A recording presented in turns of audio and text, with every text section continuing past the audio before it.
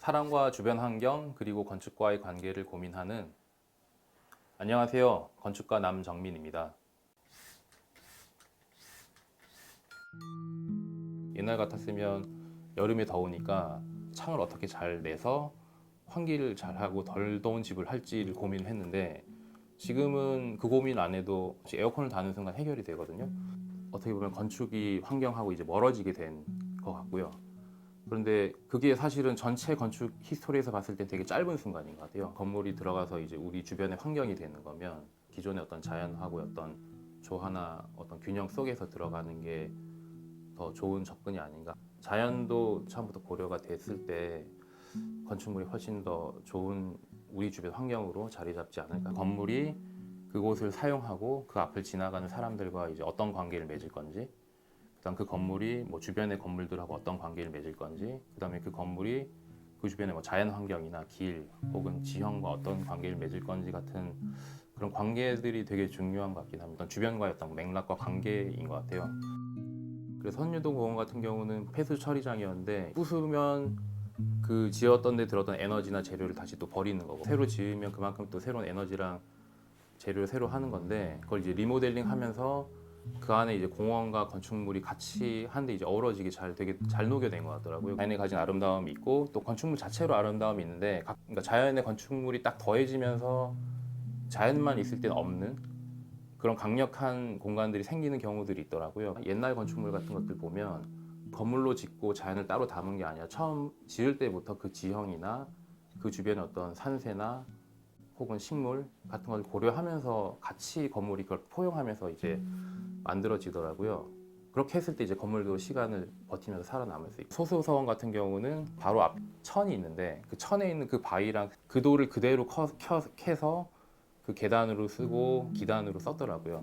병산서 같은 경우도 자연과 주변 풍경을 이제 되게 잘 녹여내면서 이제 들어갔기 때문에, 만약에 병산서원이 없이 그냥 순수한 자연만 있었다면 어떨까? 만약에 자연이 없고 병산서원만 있으면 어떨까라고 좀 생각을 해보면, 그 자리에 그 건물이 들어갔기 때문에 그게 훨씬 더 특별한 장소가 됐다는 생각이 들더라고요. 그런 전통적인 건축물들이 되게 자연을 잘 담아내는 그런 생태 건축이라는 생각이 많이 들었습니다. 그래서 일상에서 이제 접하는 자연이 훨씬 더 의미 있고 소중한 게 아닌가 하는 생각이 많이 들었어요. 그러니까 우리가 뭐 자연을 만나려고 주말까지 기다릴 필요가 없는 거죠. 매일매일 만나면 되니까.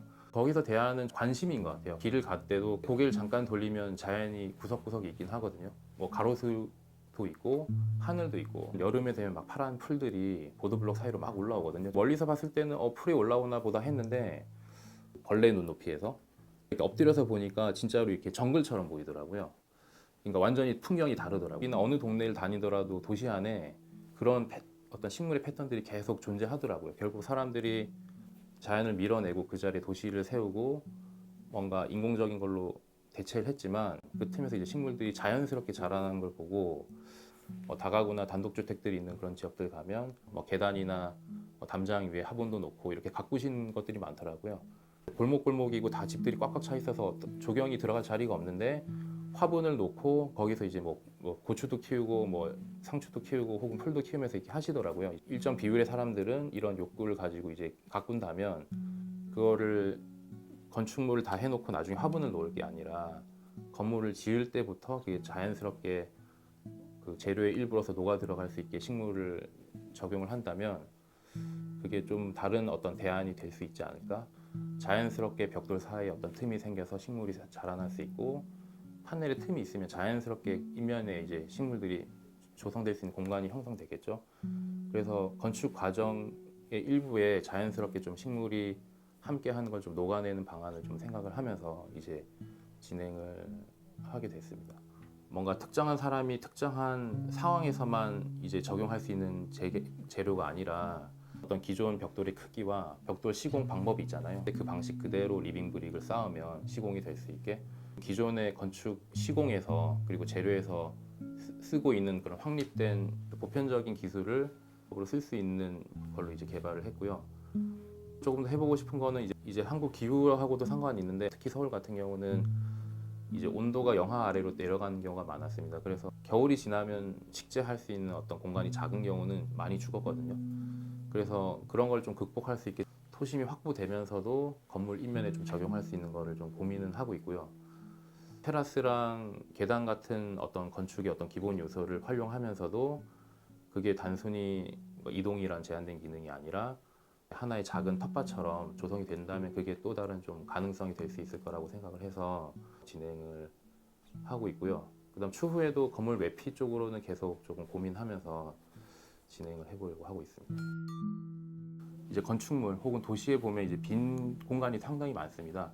건축물과 길 사이 어떤 작은 남겨진 공간들, 이제 옥상 같은 경우도 사람들이 쓰지 못하고 그냥 기계 설비가 들어간 그런 틈새 공간이 되게 많은 것 같아요. 그 공간들을 뭔가 좀 최대한 생태적으로 또 활용하면서 그런 방법들을 찾는다면, 그 다음엔 건물 이제 안쪽으로 넘어오자면 뭐 아파트나 뭐 사무실 같은 경우들도 그 내부 공간 같은 경우는 이제 어떻게 활용하느냐에 따라서 충분히 좀 바뀔 수 있는 여지가 많은 것 같습니다. 발코니 공간이나 내부 공간들을 활용해서 조금 더 어떤 친환경적인 움직임들이 일어나는 것 같고요. 힘들어도 이 산책하면 기분이 좋아질 때가 되게 많았어요. 멀리 가는 게 아니라 문 열고 나가면 걷기만 해도 되게 좋더라고요. 그냥 그 골목길을 걷는 것만으로도 되게 기분이 좋아지고 하는 그런 공간들이나 길들이, 그 걷는 과정 자체가 되게 즐겁고 쾌적하고 뭔가 자연을 접하고 좋으면 되게 좋을 것 같거든요.